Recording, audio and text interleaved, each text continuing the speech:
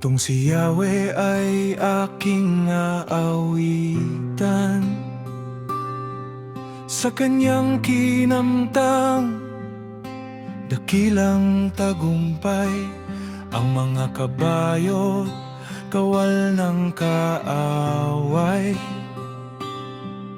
Sa pusod ng dagat, lahat natabunan.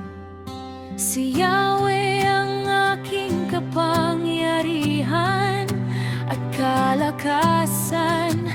Siya ang sa akin nagdulot ng kaligtasan. Siya'y aking Diyos na aking pupurihin, Diyos ng aking Ama, aking dadakilain. Di siya isang mandirigma, Yahweh ang kaniyang pangalan.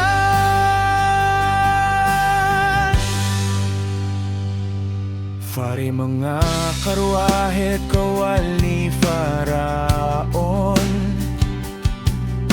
sa dagat ay kaniyang itinapon, sa dagat na pula na lilibing. Mga pinunong Egyptyo na pawang magagaling. sa malalim na dagat sila'y natabunan. Tulad nila'y batong lumubog sa kailaliman. Ang kanang kamay mo, Yahweh, makapangyarihan. Dinudurog nito ang mga kaaway.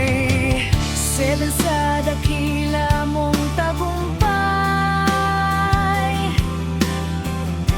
nilulupig ang kaaway. Sa matinding init ng iyong pubot, para silang dayaming tinutupo. Pinanghipan mo ang dagat, Tubig ay tumaas, parang pader na tumayo, kay lalim ay tumigas. Nigawi ka ng kaaway, hahabulin ko sila't uhulihin. Kayamanan nila'y aking sasamsamin, at sa tabak kong hawak sila'y ililipumin.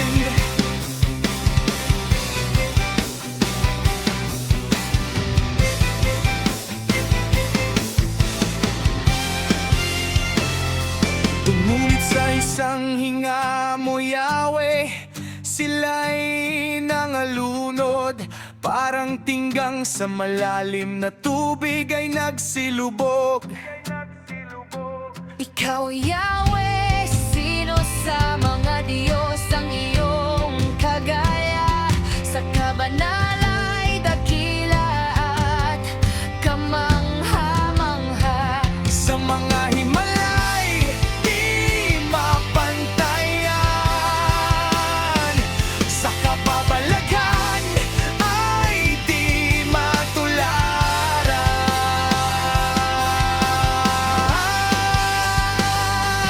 ng iyong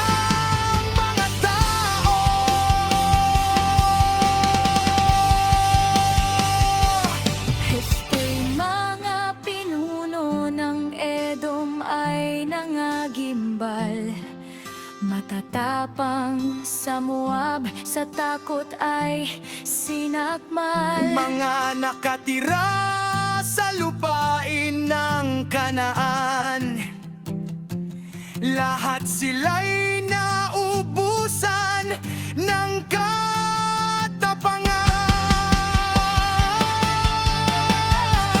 Sisting takot at sindagang sa kanila'y dumatal, para silang bato na hindi makagalaw. Ng kapangyarihan mo'y kanilang namalas, nang dumaan sa harap nila ang bayang iyong iniligtas. Sila'y dadalhin mo, Yahweh, sa sarili mong bundok, sa dakong pinili mo upang maging iyong lubos. Doon sa santuaryong ikaw ang nagtayo at tumapos. It's ikaw, Yahweh, ay maghahari magpakailan pa man.